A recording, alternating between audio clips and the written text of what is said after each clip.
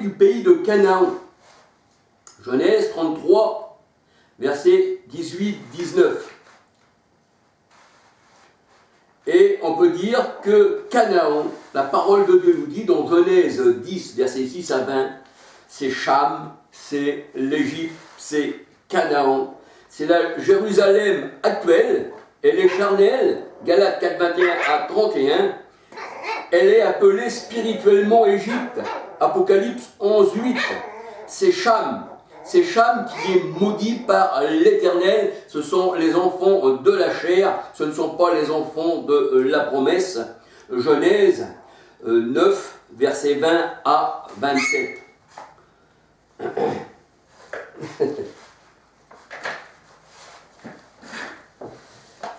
Ils sont maudits, ils sont du diable. C'est Cham qui est maudit. Genèse 9, versets 20 à 27. Ce sont les enfants du diable. Jean 8, versets 43-44. Alléluia. Il faut se dire que le Seigneur a dit à ses disciples, allez parcourir la terre entière et faites de toutes les nations des disciples. Alléluia. Ça veut dire que spirituellement, quand le Seigneur parle spirituellement, là, il y a une condamnation, bien sûr, pour ceux qui l'ont rejeté. C'est ceux-là, eh bien, qui n'héritent pas la vie éternelle. C'est ça la malédiction. Mais ça veut dire aussi que dans des villes, dans des pays, partout où les disciples ont passé, eh bien, il y a aussi des enfants de Dieu. Alléluia. Mais les ténèbres ne l'ont pas reçu. La postérité d'Agar, c'est l'égyptienne. Et tous ne sont pas enfants d'Abraham. Romains 9, versets 6, 7 à 23. Tous ne sont pas enfants d'Abraham, parce qu'il y a les enfants d'Agar, les enfants de la chair. Et ceci est une valeur allégorique, nous dit la parole de Dieu, Galates 4, 21 à 31. Et que de toutes les nations, eh bien, le Seigneur s'est fait un peuple. Matthieu 28, verset 19. Acte 13, versets 45, 46, 47, 48. Seuls les réprouvés n'ont pas reçu le Seigneur. Seuls les réprouvés, seuls les ténèbres, eh bien, n'ont pas reçu la vie. Ils sont restés dans les ténèbres. Ils n'ont pas reçu l'enseignement du Seigneur. Proverbe 6, 26, ils n'ont pas reçu le Christ. Jean 1, verset 1 à 13, mais à tous ceux qui l'ont reçu, il a donné pouvoir de devenir enfants de Dieu. À tous ceux qui l'ont reçu.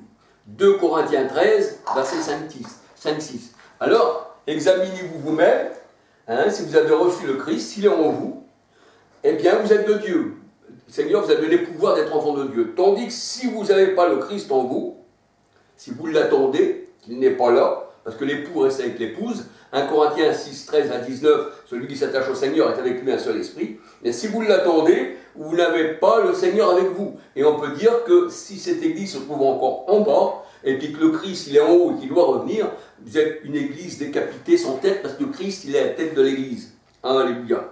2 Corinthiens 13,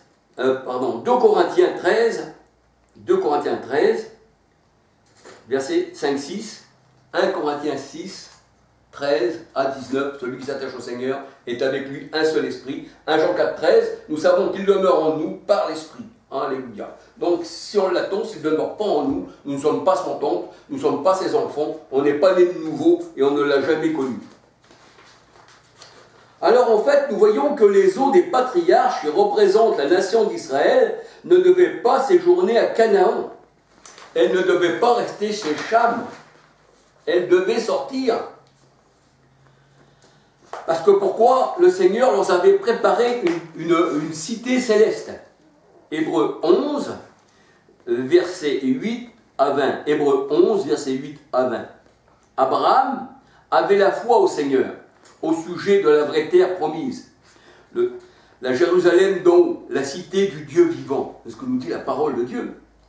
C'est par la foi qu'Abraham, lors de son appel, obéit et partit pour un lieu qu'il devait recevoir en héritage.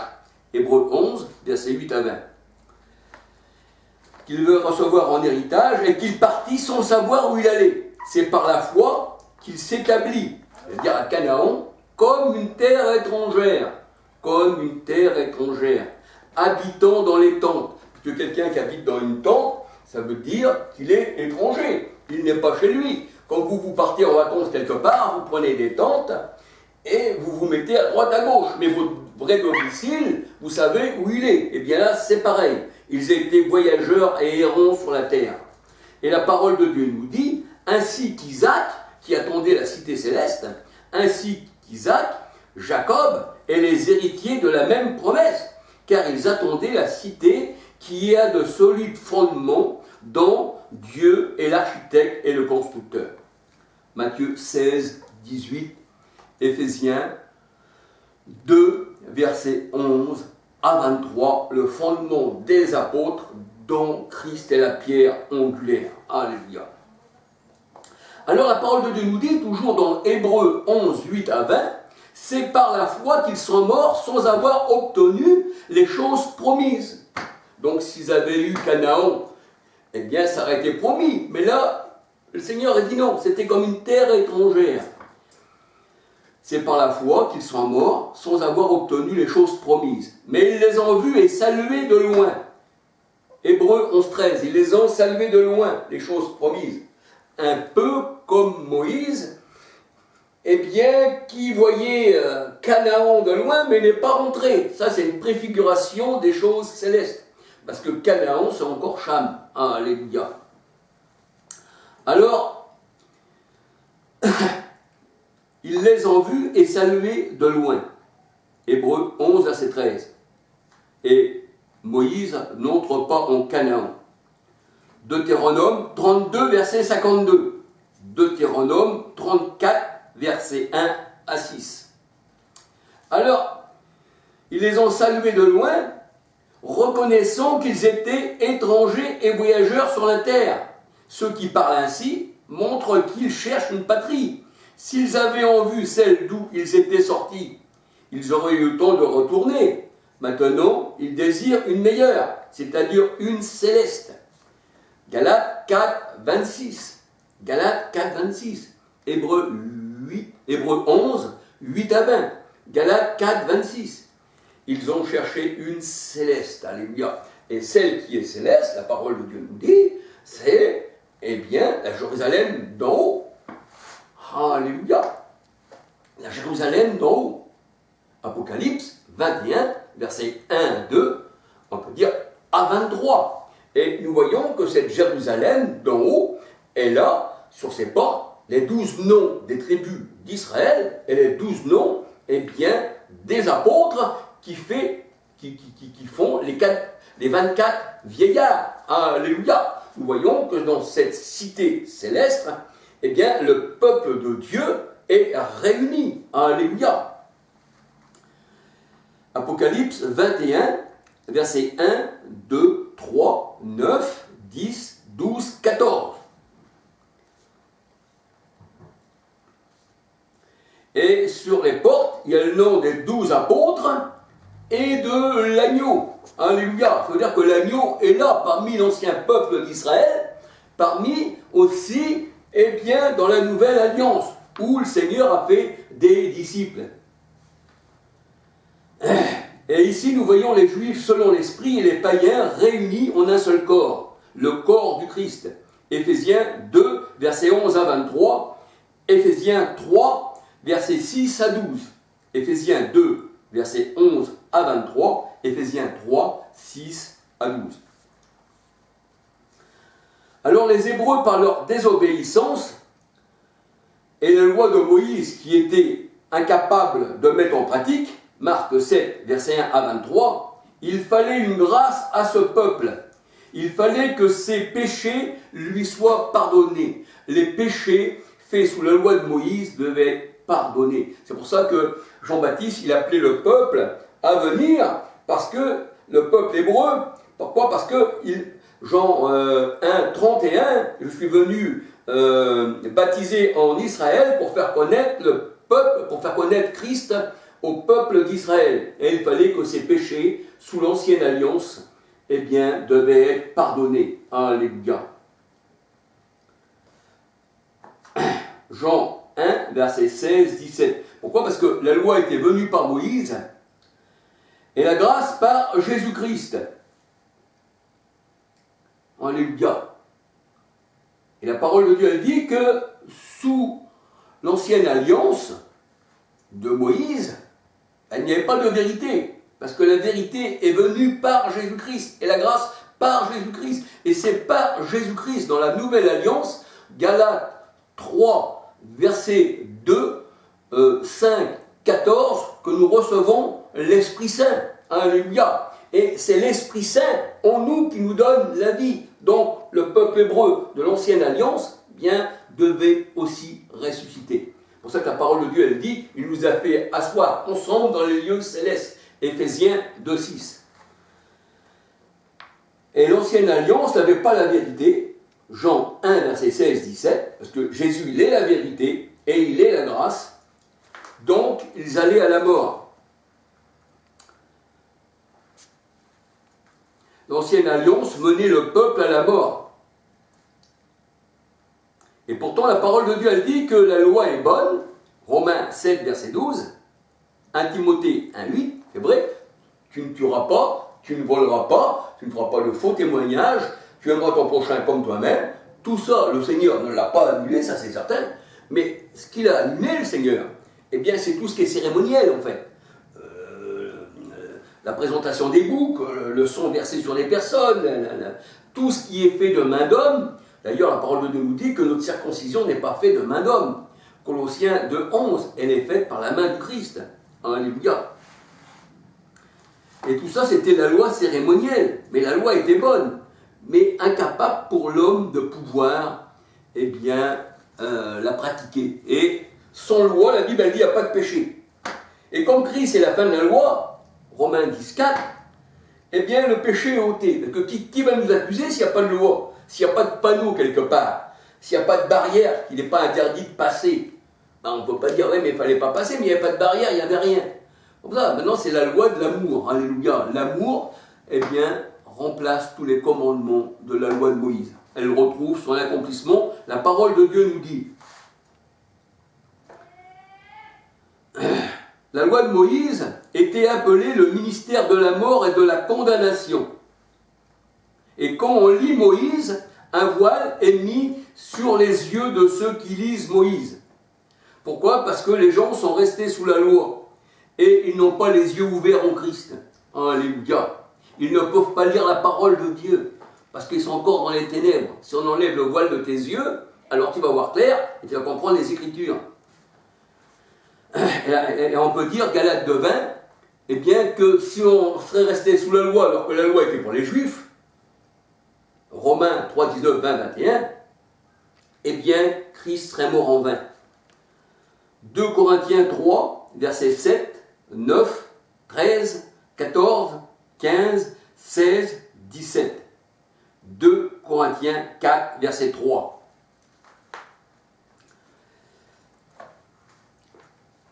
Alors, Jean-Baptiste était le dernier prophète de la loi.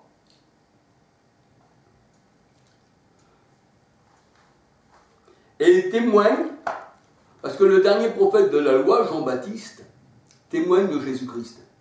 Et comme c'était le dernier prophète de la loi, Hébreux 1, 2, 3 nous dit, autrefois Dieu avait parlé par les prophètes, mais dans ces derniers temps, Dieu, eh bien, nous a parlé par le Fils. Que les derniers temps, ça représente, eh bien, toute la loi de Moïse qui devrait être enlevée. Donc c'est que les ossements étaient déchéchés. Le Seigneur devait faire un autre homme, mettre les nerfs sur les os de la chair, et c'était un homme nouveau, avec une nouveauté de vie, alléluia, avec un esprit nouveau.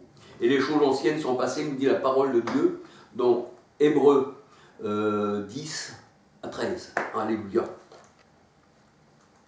Et là, on voit que Jean-Baptiste, dernier prophète de la loi, eh bien, témoigne de Jésus-Christ, que c'est lui qui donne l'Esprit Saint. Alléluia. Jean-Baptiste, dernier prophète de la loi. Luc 16, verset 16, alléluia. Hébreux 1, verset 1, 2, 3. Dieu, dans les derniers temps, nous a parlé par le Fils. Matthieu 3, 11, alléluia. La parole de Dieu, elle dit que Jean-Baptiste disait, lui vous baptisera du Saint-Esprit. Et Jean-Baptiste disait, eh bien, c'est celui qui m'a dit, sur qui l'Esprit va descendre, c'est celui-ci qui, eh bien, baptisera du Saint-Esprit. Alléluia.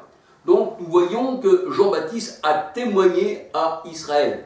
Jean 1, verset 31. Parce que la parole de Dieu nous dit Israël, premièrement, ensuite le grec. Alléluia. C'est-à-dire les païens. Matthieu 3,11, Acte 19, versets 1 à 5. On reçoit l'Esprit Saint en Jésus-Christ. La loi, c'était Jean-Baptiste, il ne pouvait faire qu'une aspersion d'eau. C'est tout. Pourquoi je dis une aspersion d'eau? Parce que tout vient d'en haut des pères de lumière, la parole de Dieu nous dit. Et on voit que dans Ézéchiel 22, verset 24, Jérusalem n'a pas reçu la pluie sur elle. La pluie, c'est le Saint-Esprit. Alléluia. Jean 7, versets 37 à 39. La pluie, c'est l'Éternel lui-même. C'est la source. Jérémie 2,13. Alléluia. Et la parole de Dieu nous dit que nous avons reçu son onction. L'onction vient d'en haut. Alléluia. Et la véritable pluie pour le Seigneur, c'est l'Esprit Saint. 1 Corinthiens 12,13, nous sommes tous abreuvés et baptisés d'un seul esprit. Alléluia.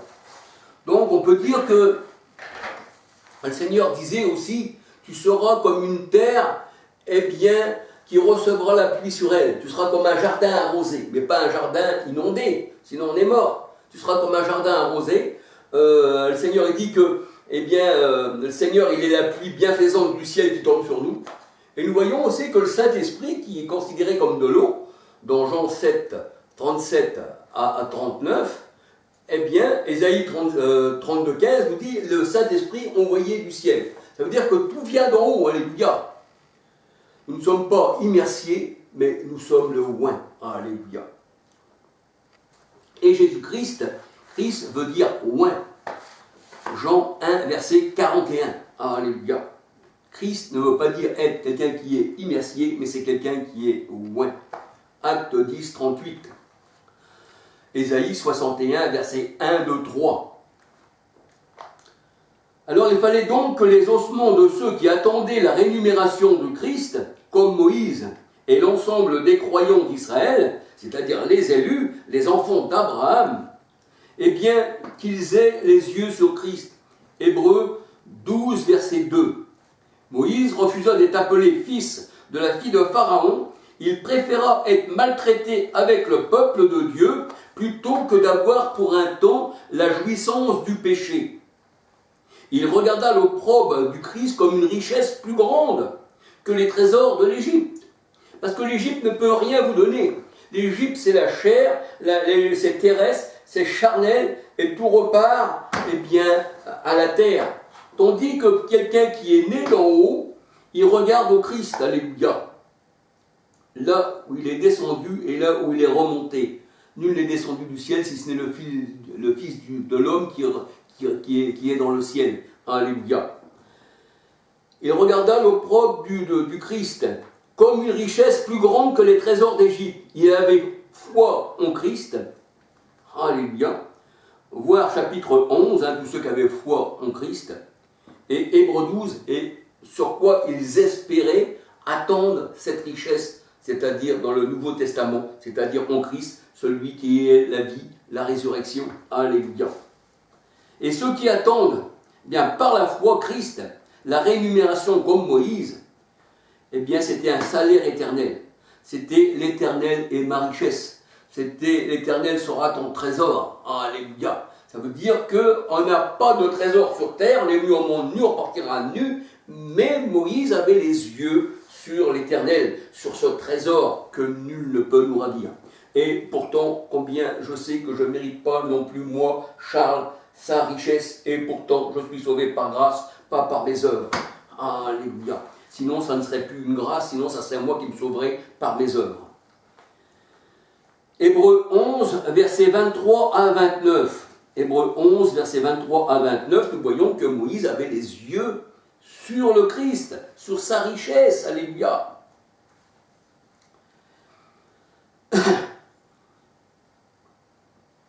La parole de Dieu, elle dit, tout cela à la fois ont rendu témoignage et n'ont pas obtenu ce qui leur avait été promis. Hébreux 11, versets 39 à 40.